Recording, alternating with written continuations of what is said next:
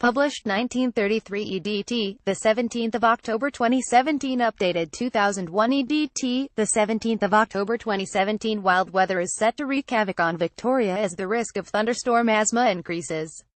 Those at risk of suffering from thunderstorm asthma are being told to keep an eye on warnings this week as stormy weather is predicted. The Beach Emergency Forecast tool is predicting thunderstorm asthma conditions right across the state, including Melbourne.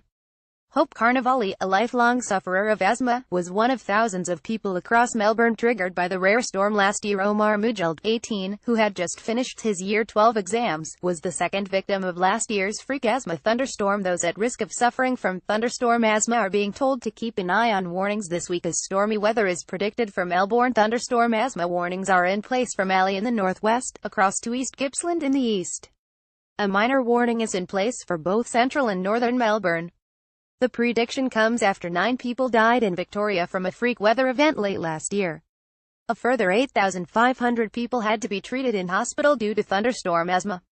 An intense storm system triggered acute asthma attacks in people. At the time, hospitals declared a major disaster after receiving more than 1,900 000 calls and almost depleting their Ventolin supplies.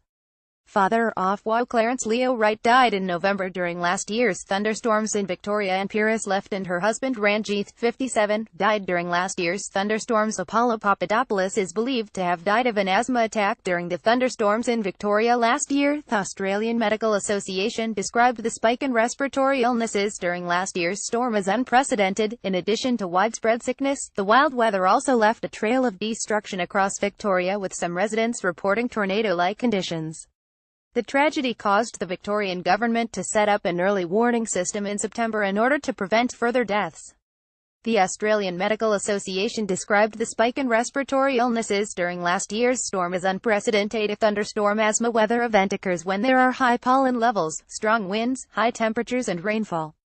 The warning system uses a traffic light system to advise people of risk levels. A thunderstorm asthma weather event occurs in certain conditions, where there are high pollen levels, strong winds, high temperatures and rainfall.